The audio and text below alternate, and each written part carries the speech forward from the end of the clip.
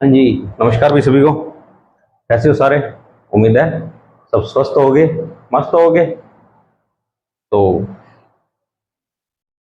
पिछला हमने क्या पढ़ रहे थे भी? समास पढ़ रहे थे।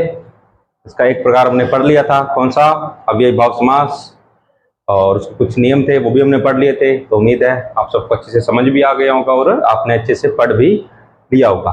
नोट्स बनाते रहना, प्रॉपर नोट्स बनते रहेंगे तो आगे आपको काम आएंगे। ठीक है, तो एक बार तो समास का हम जो 6 प्रकार है उसका क्या करते हैं, रिवीजन करो। कौन कौन से थे? तो अव्ययी भाव समास, तत्पुरुष समास, कर्मधारय समास, द्विगु समास, द्वंद्व समास और बहुव्रीहि समास। 6 नाम आपको याद होने चाहिए, किसी भी हालत में होने चाहिए। ठीक है, आज हम कौन सा पढ़ेंगे? आज हम पढ़ेंगे दूसरा प्रकार। कौन सा? तत्पुरुष समास। अब देखो, मैं आपको पहले बताता हूं तत्पुरुष समास में है क्या। तो मैंने आपको कारक करवाए हैं इससे पहले। तो कारक में आपको कर्म कारक और संबोधन कारक को छोड़कर जितने भी 6 कारक जो बच गए वो सारे कारक इसी में आएंगे। तो आपको कारक याद होने चाहिए। ठीक है, अब कारक कौन कौन से थे? पहले इसकी विशेषताएं लिखते हैं। क्या लिखते हैं? विशेषताएं।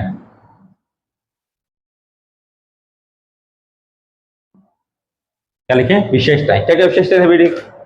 तो इसका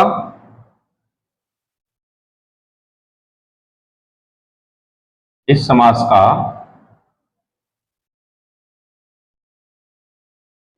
का उत्तर पद प्रधान होता है।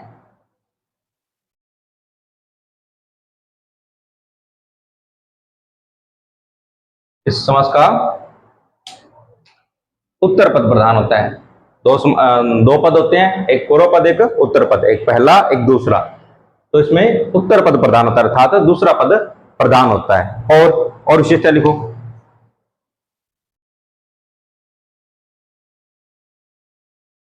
इस समास में कर्ता तथा संबोधन कारक को छोड़कर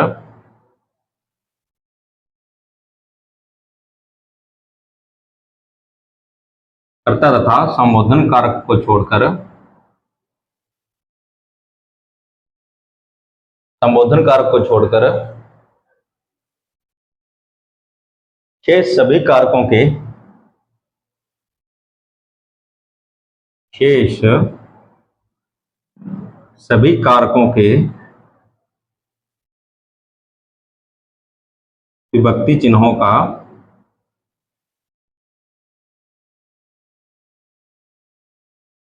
विभक्ति चिन्हों का दिया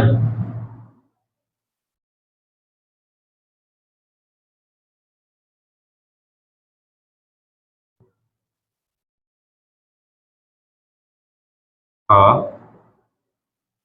लोप होता है।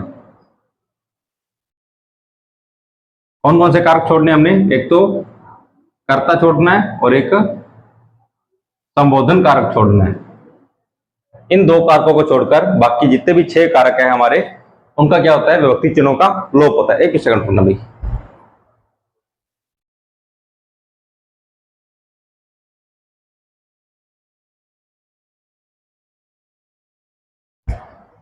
ठीक है, तो हमारे 2 कारक चिन्हों का लोप होता है। अब इसके अलावा है कौन से? तो कर्ता का नहीं हो जाएगा और संबोधन का है अरे वो जो थे हमारे वो छोड़ के बाकी जितने भी है उनका लोप हो जाएगा। तीसरी विशेषता क्या लिखोगे तीसरी विशेषता में? तो इस समास का पूर्व पद प्राय संज्ञा या विशेषण होता है।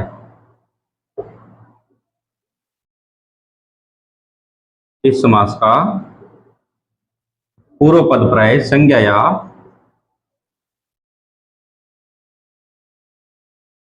विशेषण होता है। देखो, पूर्व पद अर्थात पहला पद, तो वो क्या होगा? या तो संज्ञा होगा या विशेषण होगा। ठीक है, अब इतने 3 आपको बता दिए, ये समझ आ गए होंगे।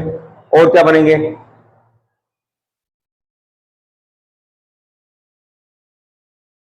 तो तत्पुरुष समास के लिंग वचन, तत्पुरुष समास के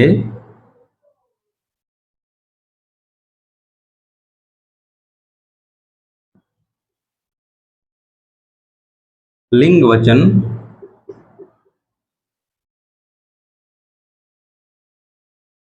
उत्तर पद के अनुसार प्रयुक्त होते हैं।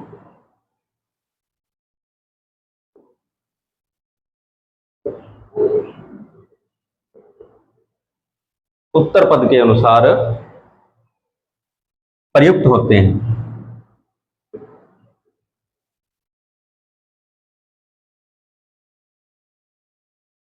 उत्तर पद के अनुसार प्रयुक्त होते हैं और प्रथम पद मात्र विशेषण का कार्य करता है। प्रथम पद मात्र विशेषण का कार्य करता है।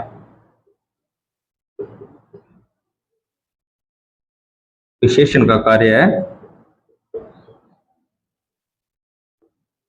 ठीक है। अब देखो, अब कुछ विशेषताएं हैं, दोबारा देख लो। क्या इस समास का उत्तर पद प्रधान होगा? तो अगर सिंपल सा प्रश्न आए तत्पुरुष समास का कौन सा पद प्रधान होता है, तो उत्तर पद प्रधान होता है। दूसरा, इस समास में कर्ता तथा संबोधन कारक को छोड़कर शेष सभी कारकों के विभक्ति चिन्हों का लोप होता है। लोप मैंने आपको बताया था क्या होता है, किसी शब्द का हट जाना होता है, लोप हो जाता है, ठीक है। और इसका पूर्व पद प्राय या तो संज्ञा होगा या विशेषण होगा, ठीक है। जिसका पूर्व पद होगा, पहला पद होगा, वो या तो संज्ञा होगा या विशेषण होगा। आगे लिखो, आगे कहता है कि तत्पुरुष समास के लिंग वचन, लिंग वचन अर्थात वो क्या स्त्रीलिंग है या पुल्लिंग है या एक वचन है या बहुवचन है, वो किस अनुसार प्रयुक्त होंगे, तो वो उत्तर पद के अनुसार प्रयुक्त होंगे। और प्रथम पद जो हमारा है वो विशेषण मात्र का कार्य करेगा, ठीक है। तो इतनी बातें एक बार आप उतारो, फिर करते हैं इसे आगे। उतारो जल्दी जल्दी।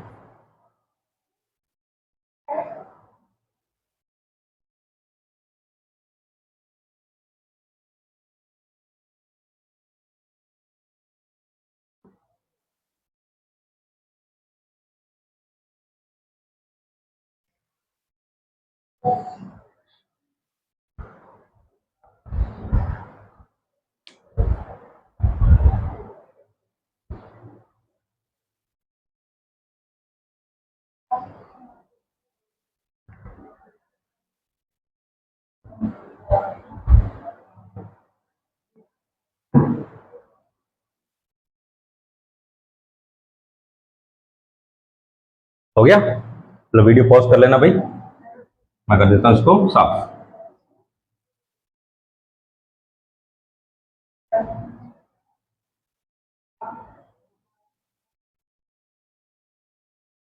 ठीक है, अब देखो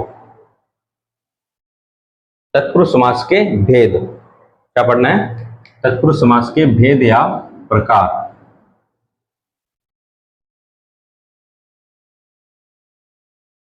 तो क्या होंगे?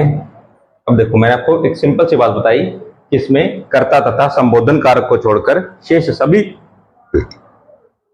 सॉरी भाई, शेष सभी कारकों के विभक्ति चिन्हों का लोप हो जाता है। हमारे कारक कितने थे? 8, 2 हमने छोड़ दिए, कौन से? कर्ता और संबोधन, बचने कितने? 6। तो तत्पुरुष समास के कितने भेद हो गए? 6। याद रहे, तत्पुरुष समास के भेद कितने? 6। मैं लिखवाऊंगा या सीधा शुरू कर दूं? तो मैं एक काम करता हूं, सीधे शुरू करता हूं। आपको कारक याद है, एक बार आप रिवीजन कर लेना। मैं सीधा ही शुरू करता हूं पहले प्रकार से, ठीक है। तो पहला प्रकार कौन सा होगा? पहला प्रकार कौन सा होगा? तो कर्म तत्पुरुष समास।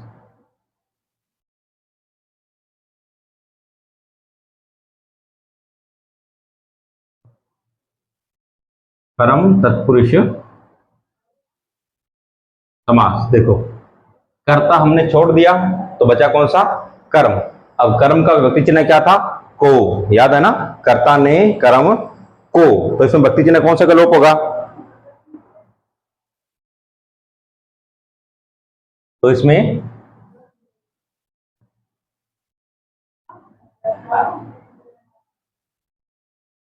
को विभक्ति चिन्ह का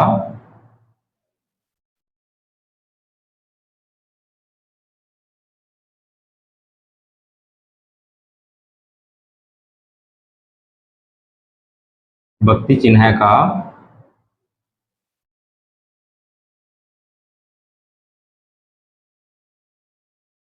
लोप होगा, अर्थात जो को व्यक्ति चिन्ह है वो हट जाएगा। अब कैसे हटेगा, अब इसके उदाहरण देखते हैं। एक मिनट रुको।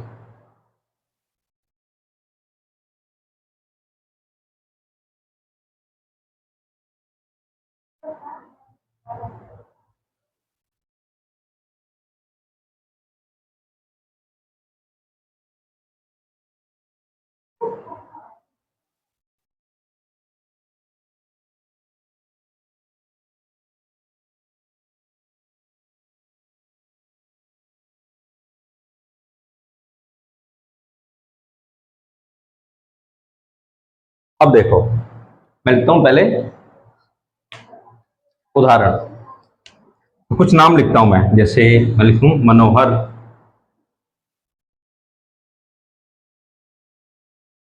चलो एक काम करते हैं, मैं लिखता हूं, हमने लोप करना है ना तो मैं पूरा लिखता हूं। क्या लिखता हूं कि शत्रु को मारने वाला, शत्रु को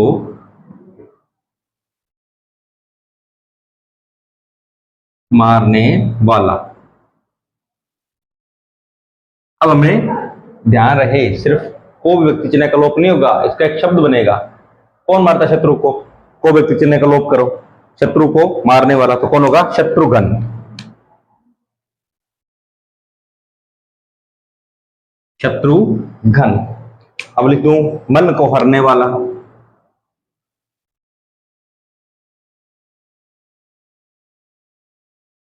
मन को हरने वाला। अब मन को कौन हरता है, को व्यक्ति चिन्ह का लोप कर दो और क्या हो जाएगा, मनोहर।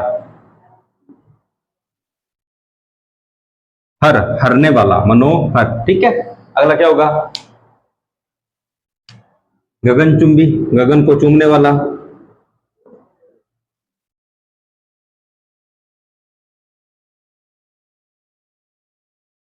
तो कौन हो जाएगा, क्या होगा, गगन चुंबी, ठीक है। और लिखो, और क्या होगा, हाँ एक और ये बना देते हैं, चिड़िया को मारने वाला, चिड़िया को मारने वाला,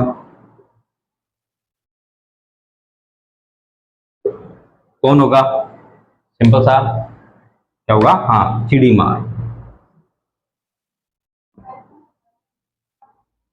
चिड़ी मार, ठीक है। अब आपको समझ आया कैसे बनाने हैं, सिर्फ को विभक्ति ही नहीं हटानी, पर आपको इसमें को विभक्ति मिल जाएगी। आपको इसका एक शब्द बनाना है, जैसे शत्रु को मारने वाला शत्रुघ्न, मन को हरने वाला मनोहर, गगन को चूमने वाला गगनचुंबी, या चिड़िया को मारने वाला चिड़ीमार, ठीक है। इसको उतारो एक बार, फिर हम सिर्फ ये शब्द लिखते हैं और आपको आगे कैसे बनाना है वो बताता हूँ। एक बार उतारो इसको जल्दी जल्दी।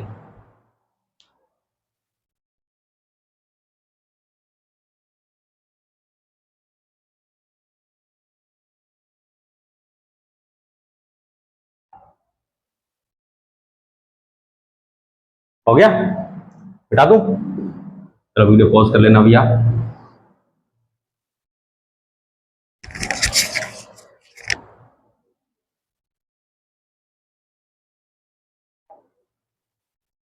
अब अगर मैं सीधा शब्द लिखता हूं, क्या लिखता हूं, जैसे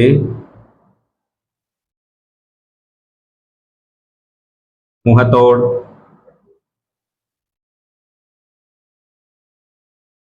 कमर तोड़, स्वर्ग प्राप्त, और लिख दो शरणागत,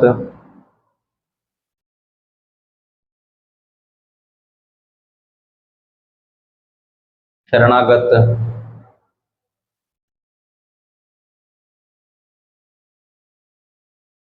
यश प्राप्त।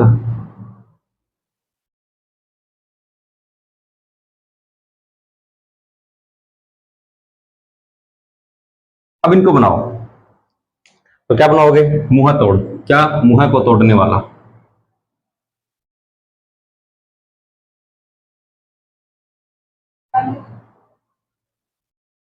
ठीक है। कमर तोड़, कमर तोड़ क्या होगा? एक मिनट रुकना भाई।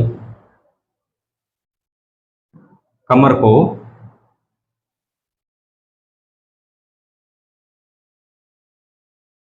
तोड़ने वाला या कमर तोड़ मेहनत करने वाला। स्वर्ग प्राप्त तो स्वर्ग को प्राप्त।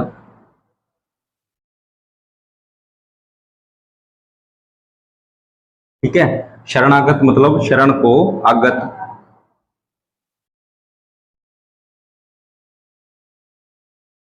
आगत अर्थात आया हुआ।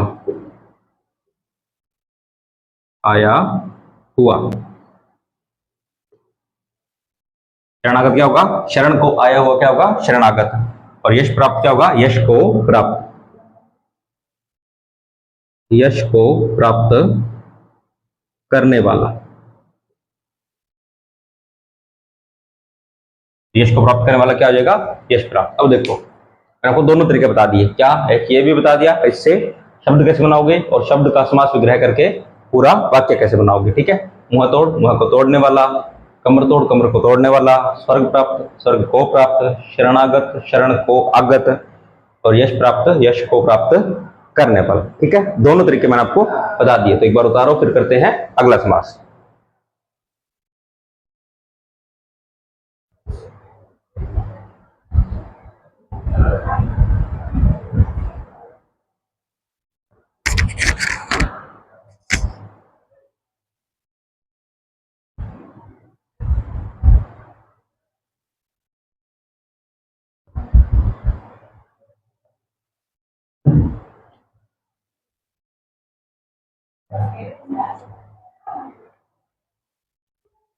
हो गया? कर दो साफ। थोड़ा वीडियो पॉज कर लेना अभी।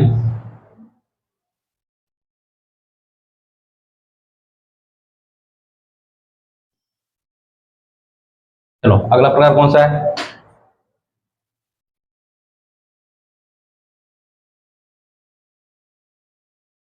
अगला कौन सा था?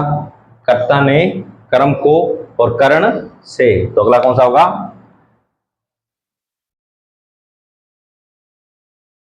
करण तत्पुरुष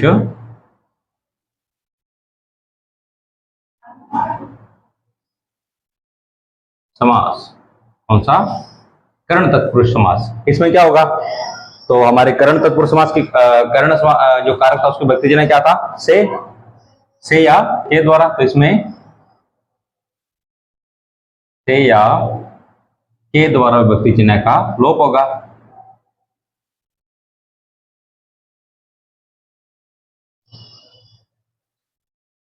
व्यक्ति चिन्ह का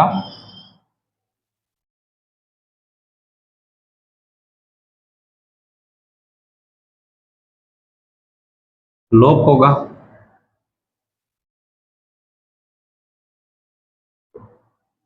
ठीक है। अच्छा थोड़ी भी अगर किसी को मेरी राइटिंग से दिक्कत आ रही हो कि सर आप थोड़ा सा साफ नहीं लिख रहे हो, मैं साथ साथ में बोल भी रहा हूं इसीलिए कि आपको अगर यहां दिक्कत आए तो सुनाई दे जाए। ठीक है।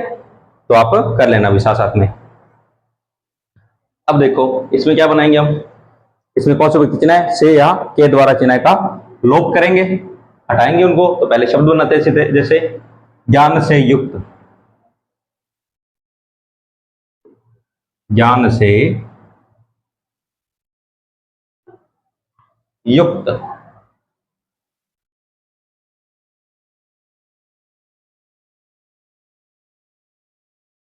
तुलसी के द्वारा कृत। तुलसी के द्वारा कृत। कृत अर्थात लिखी हुई या रचना की हुई। ठीक है। और मेघ से आच्छन्न या मेघों से आच्छन्न। मेघों से आच्छन्न। आच्छन्न क्या होता है? घिरा हुआ। आच्छन्न क्या होता है? घिरा हुआ। आप तीनों बनाओ कैसे बनेगा? ज्ञान से युक्त क्या होगा? ज्ञान युक्त।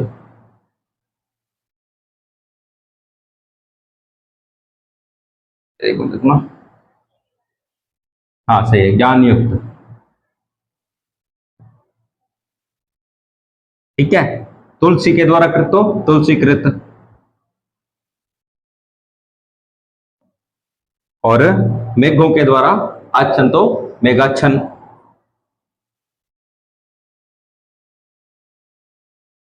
ठीक है। ये छन नया गलत देते हैं ना अपने,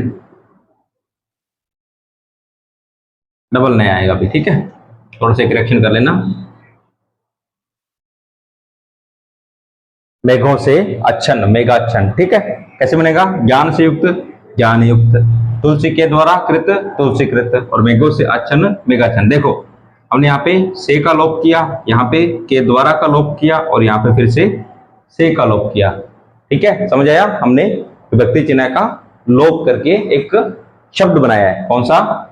ज्ञान युक्त, ज्ञान से युक्त का ज्ञान युक्त, तुलसी के द्वारा कृत तो तुलसी कृत, मेघों से आच्छन्न तो मेघाच्छन्न। ठीक है, समझ आया? तो एक बार इसको उतारो, फिर करते हैं शब्द से समास विग्रह।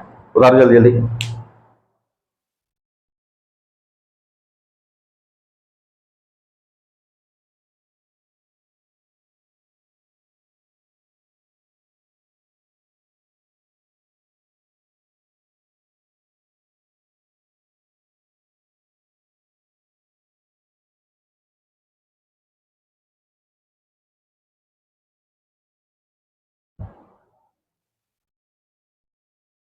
चलो उतार लिया, अब वो लिखता हूं।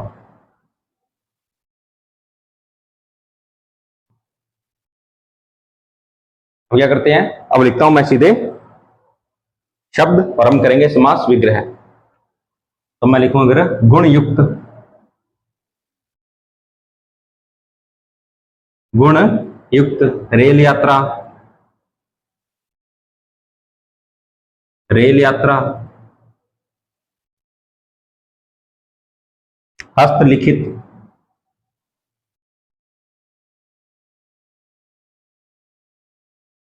हस्तलिखित, रेखांकित,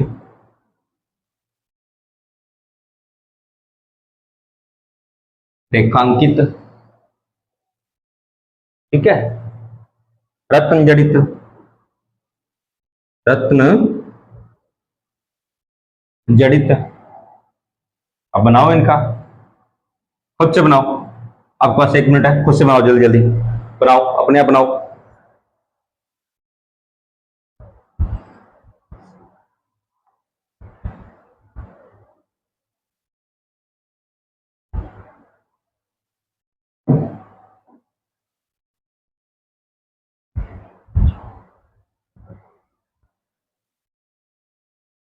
बन गए? क्या बना? गुण युक्त। क्या होगा? गुणों से युक्त, गुणों से युक्त होगा, उसको क्या बोलेंगे? गुण युक्त। अब रेल यात्रा क्या होगा? रेल के द्वारा यात्रा, रेल के द्वारा यात्रा। हस्तलिखित क्या होगा? हस्त से लिखित, हस्त मतलब हाथ, तो हस्त से लिखित। रेखांकित तो रेखा से अंकित। कोई भी वस्तु को हम अंडरलाइन करते हैं ना, कोई भी, जैसे मैंने यहाँ पे लोक को रेखा से अंकित कर दिया, अर्थात चिन्हित कर दिया कि ये इंपॉर्टेंट है, जैसे। ठीक है, और रत्न जड़ित तो आपको सबको पता होगा भी, क्या होगा? रत्नों से जड़ित, रत्नों से जड़ित। क्या बनेगा? रत्न जड़ित। ठीक है, और समझाया कैसे बनाना है? हमने यहाँ पे से या के द्वारा व्यक्ति चिन्ह का प्रयोग करना है, और जब हम इनसे शब्द बनाएंगे तो इनका लोप करना है। ठीक है, समझाया? क्या करना था? करण तत्पुरुष समास में से या के द्वारा व्यक्ति चिन्ह का लोप करना था। अब इसको उल्टा करोगे तो क्या हो जाएगा? लोप हो जाएगा। जैसे गुणों से युक्त, गुण युक्त, रेल के द्वारा रेल यात्रा, हस्त से लिखित, हस्तलिखित, रेखा से अंकित, रेखांकित, और रत्नों से जड़ित, रत्न जड़ित। ठीक है, यहां तक हो गया? समझ आया?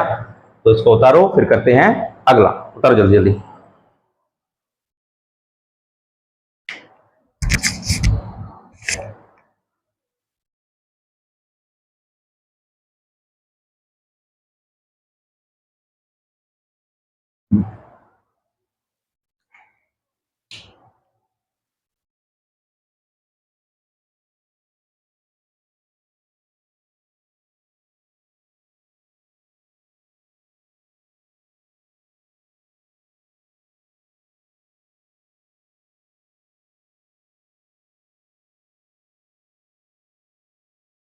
हो गया? चलो वीडियो पॉज कर लेना, मैं साफ कर रहा हूँ।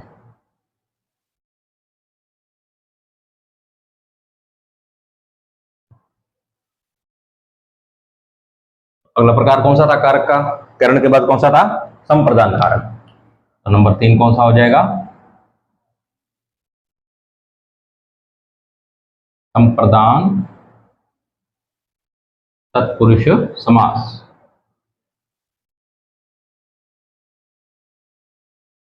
अब इसका व्यक्ति चिन्ह क्या था? तो को या के लिए, को या के लिए विभक्ति चिन्हों का लोप होगा।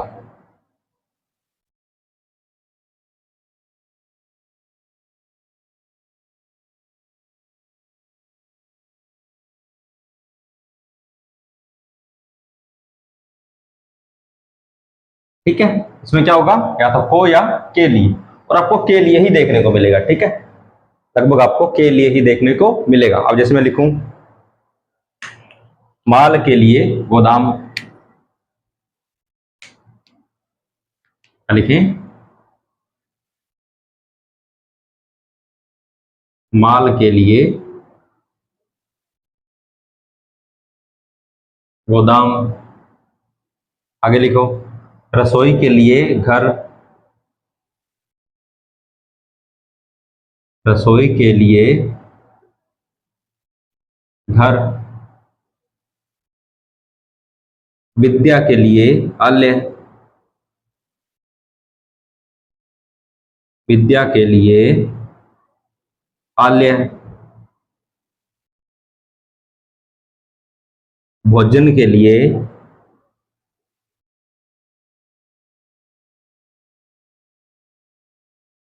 आलय, भोजन के लिए आलय।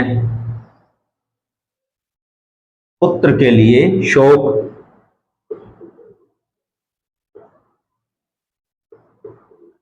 पुत्र के लिए शोक। ठीक है, अब ये 5 प्रकार देखो, हमने करना क्या है? हमने कुछ नहीं करना, हमने के लिए जो व्यक्ति चिन्ह है इसका क्या करना है? लोप करना है, बस बन जाएगा। अब बनाओ, क्या बनाओगे? तो माल के लिए गोदाम, तो माल गोदाम। रसोई के लिए घर, रसोई घर। विद्या के लिए आलय, तो विद्यालय। भोजन के लिए आलय, भोजनालय।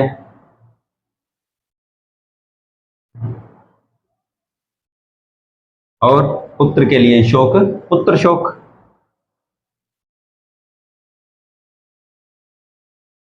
ठीक है, आसान से है ना, कुछ नहीं करना, बस इनका लोप करते जाना है, आपको शब्द मिलते रहेंगे।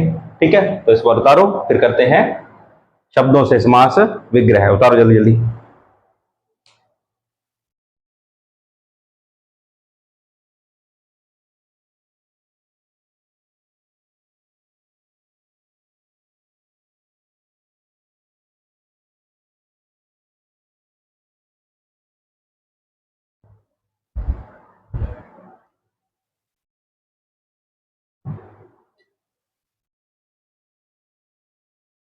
हो गया? चल,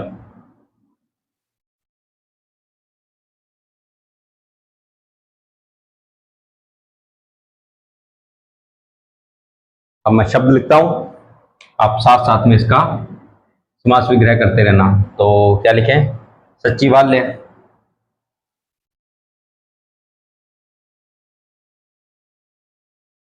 सचिवालय। सत्याग्रह,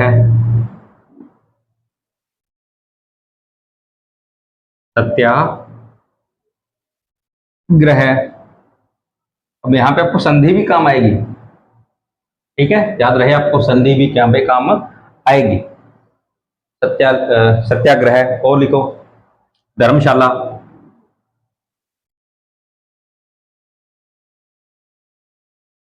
धर्मशाला। मंत्रालय,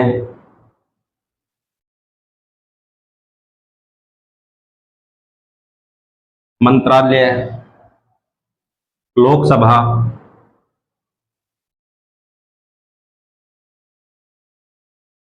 लोकसभा। ठीक है, चलो 5 हो गए। अब 5 का जल्दी जल्दी आप करना है क्या है, इसका वाक्य बनाना है या समास विग्रह करना है। तो करो जल्दी जल्दी करो, अपने आप करो।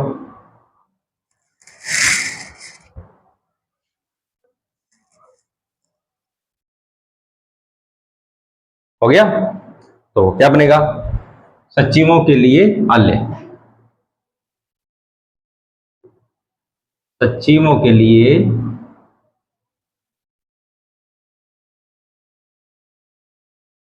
आल्य क्या बनेगा, सचिवालय।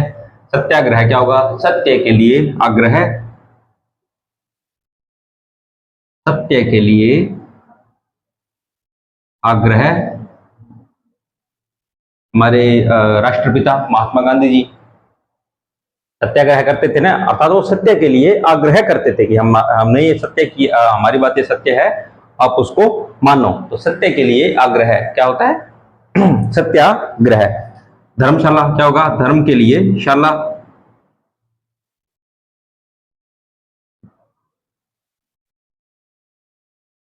मंत्रालय तो मंत्रणा के लिए आल्य।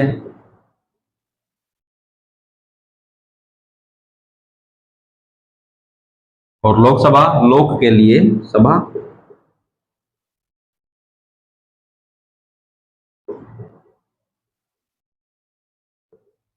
है ना आसान से, बताओ क्या नहीं समझ आया?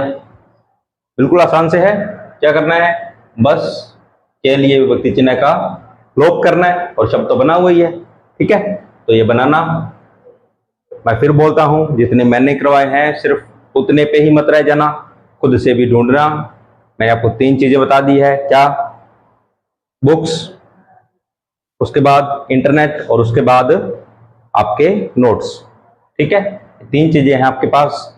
और मैं अगर आपको सही बताऊं तो आप एक बुक ले आओ जहां पे आपको उदाहरण मिल जाए। ठीक है, सीधे आप उदाहरण से कर नहीं पाओगे, समझा मैं दे रहा हूं, आप उदाहरण वहां से देख सकते हो। ठीक है, तो एक बार स्क्रीनशॉट लो इसका।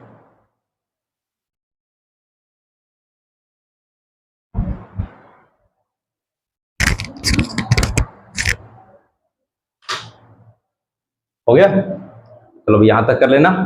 इसके 3 प्रकार हमने पढ़ लिए, 3 पढ़ेंगे हम कल। ठीक है, तो बाकी करते हैं कल, पढ़ लेना।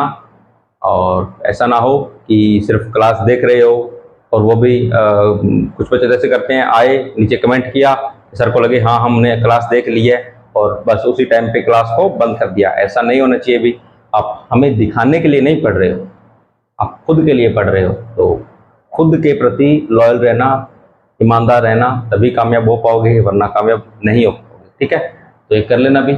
मिलेंगे कल, तब तक के लिए धन्यवाद।